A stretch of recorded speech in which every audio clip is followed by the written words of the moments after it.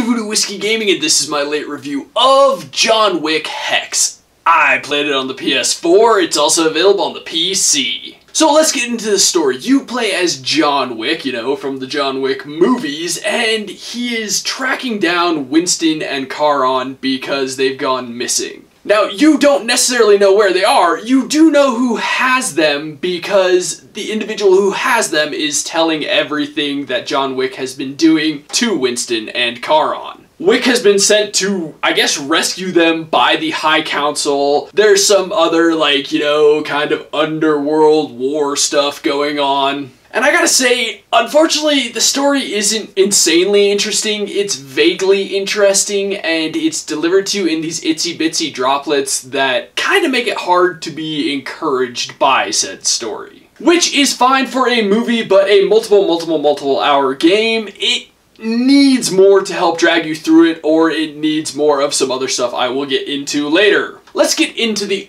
audio. First off, the music. I actually like the music. When you're doing your shooty stuff and your action stuff, the music picks up. But then there's also some like more mellowed down music for when the story's going on, and it just works well, I think, overall. As for the voiceover work, it's pretty good. I think it works very well overall. You mostly hear Winston, Charon, and Hex, and I think they, for the most part, did a good job. Specifically, I think Hex would be the weakest of them, and there was one issue where in the cutscenes, the audio wouldn't always sync up with the subtitles, and that's a bit distracting. As for the rest of the sound effects, they're pretty generic gun sound effects, hitting sound effects, etc. But I did notice that there are some sound effects that are actually very key to gameplay. Specifically, and as dumb as it sounds, the sound of opening doors is really important, and it's something you need to pay attention to because it is a cue in the game that enemies are on their way. Specifically, reinforcements have spawned somewhere, and you can actually look around the map and see which doors are open, and that will give you an idea. And I think it's important when audio cues like that are in games like this because, you know, it just adds an extra layer and it lets you know, and it makes it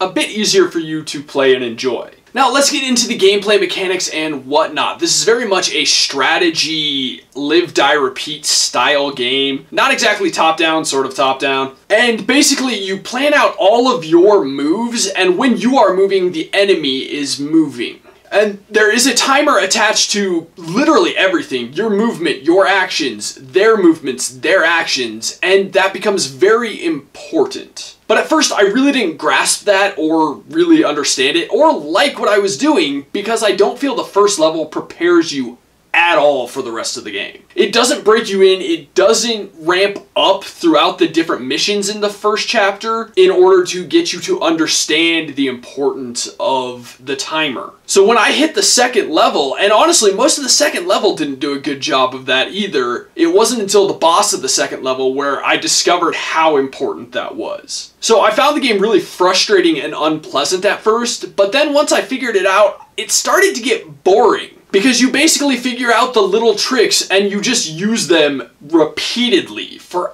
hours to get through it, and you can start getting through the more difficult missions in one go because you figured out all these cheap little tricks. But it's not just that, it feels kind of lame because we've all seen John Wick kicking ass in movies, and using these cheap little weird tricks just makes him not feel like a badass assassin. But then again, how do you do a John Wick video game and make it challenging if you're half as badass as John Wick? There are other little things that I didn't necessarily love, like all the different weapons. Really, anything other than a handgun or the carbine isn't worth using. I mean, the shotgun's not bad, but the rest of them, they just take so much time that if there's multiple enemies, you're left open. Because you have to dump 6 rounds, even though the enemy died 3 rounds ago. So it doesn't necessarily make sense. It's a gameplay element that just kind of hampers you. And I understand it's meant to make things more difficult and challenging, but again, once you figure it all out, it starts to get a little too easy. The answer is gameplay, you know, what I've just been discussing. That's the other thing that should be able to drag you through a game if the story is not interesting enough to do so. As for the controls, I think the controls work well. They're very unique. It's almost point and click.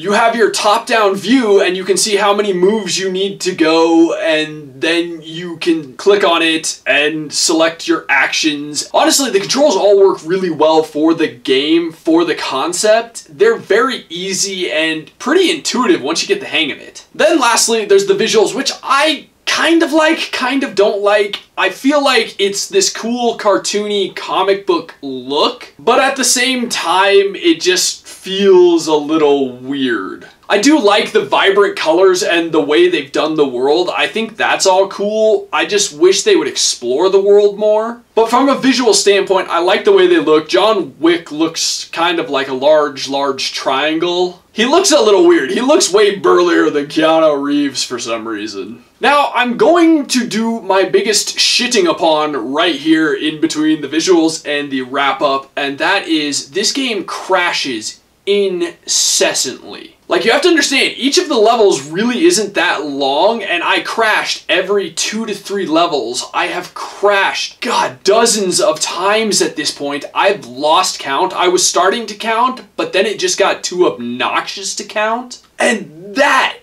is at the core the most frustrating element of this game. Once you've learned the mechanics, you get past that frustration, but that doesn't really matter because the game has crashed so many times. It's clearly a problem. So let's get into the wrap-up. It's a $20 game. That's not a bad value. Unfortunately, it's not the most interesting game. As far as live, die, repeat games go, it doesn't really do that much to get interesting. It doesn't do enough to really mix up everything to be super interesting. Because like I said, once you figured out all the little tricks on timing and where to move and yada yada, everything just becomes a little too easy. But then there's the crashing issue, which just drags the experience to the ground. And I know eventually that'll get fixed and that'll make things better. But right now, as I have played it, it is not fantastic. It's awful. Like, what is there at the base, if this game were functioning properly, is an okay game, maybe a $10 game, but with the crashing issue, paying $20 for this, way too much. So unless that gets fixed, like, right this second, I can't recommend playing this game. If you were curious about this game and you see it on sale for like $10, okay, that's not a bad value, but if it's still busted like it is right now, then yeah, it's just not worth it. So at this point in time, I can't really recommend it, and honestly, I wouldn't recommend it in general. It wasn't that interesting. Okay, so in the comments down below, why don't you tell me which is your favorite John Wick movie? 1, 2, or 3? Honestly, I think 1 is the best in my opinion. And as always, thanks for watching. If you enjoyed the video, please hit that like button. And if you like what I'm doing in general, share or subscribe. Have a good one.